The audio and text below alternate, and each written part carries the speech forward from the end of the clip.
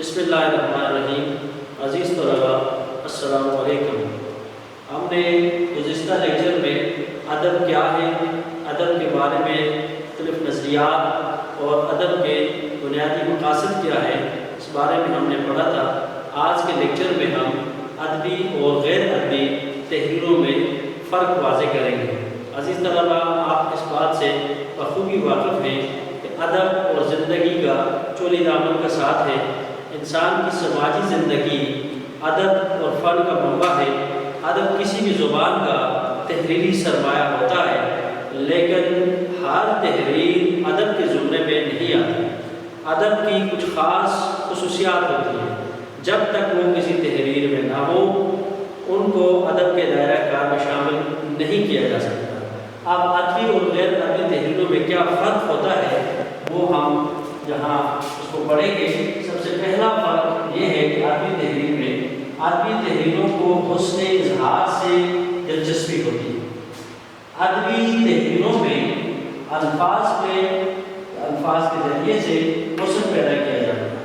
اسی طرح غیر ادبی تحریروں میں اظہار محض مقصود ہوتا ہے۔ غیر ادبی تحریروں میں صرف الفاظ کا استعمال کیا جاتا ہے۔ دوسرا فرق ادبی اور غیر ادبی تحریروں میں یہ ہے کہ ادبی تحریروں میں مصنف کے اسلوب کے ذریعے اس کی ذات کی اظہار پاتی ہے۔ اس سے اندازہ ہو جاتا ہے کہ یہ نثر پارہ یا نظم پارہ کس کا تحریر کرتا ہے، کس مصنف کا ہے، تو اس سے ہمیں پتہ چل جاتا ہے۔ جبکہ غیر ادبی تحریریں اس کے برعکس ہوتی ہیں، ان سے اندازہ نہیں ہوتا۔ تیسرا فرق کہ ادبی تحریروں کا مواد عام انسانی دلچسپی کی باتوں پر مشتمل ہوتا ہے، جبکہ غیر ادبی تحریروں کے لیے یہ شرط لازمی نہیں ہے۔ چوتھا فرق یہ ہے کہ ادبی تحریریں کسی نہ کسی حد کی پابند ہوتی ہیں، جبکہ غیر ادبی تحریریں کسی حد کی پابند نہیں ہوتی۔ اسی طرح پانچواں فرق جو ہے یہ ہے کہ ادبی تحریروں میں تخیل سے کام لیا جاتا ہے، جبکہ غیر ادبی تحریریں اس سے مبرہ ہوتی ہیں، یعنی ان میں تخیل سے کام نہیں لیا جاتا۔ اسی طرح چھٹا فرق یہ ہے کہ ادبی تحریروں میں کوئی نہ کوئی جذبہ ضرور شامل ہوتا ہے، جبکہ اس کے مقابلے میں غیر ادبی تحریریں یا غیر ادبی تحریر جذبے سے منظم ہوتی ہیں۔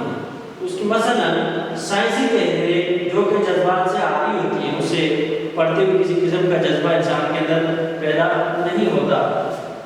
اسی طرح ساتواں اور آخری فرق ادبی اور غیر ادبی تحریروں میں یہ ہے کہ ادبی تحریر کا بنیادی مقصد مسرت بخشی اور حسن افریدی ہے، یعنی خوشی دینا، ہنس پہنچانا ہے، جبکہ غیر ادبی تحریر کا بنیادی مقصد صرف معلومات کی ترسیل ہوتا ہے، نہ کہ ہنس بخشنا یا مسرت بخشنا یا حسن افریدی وغیرہ۔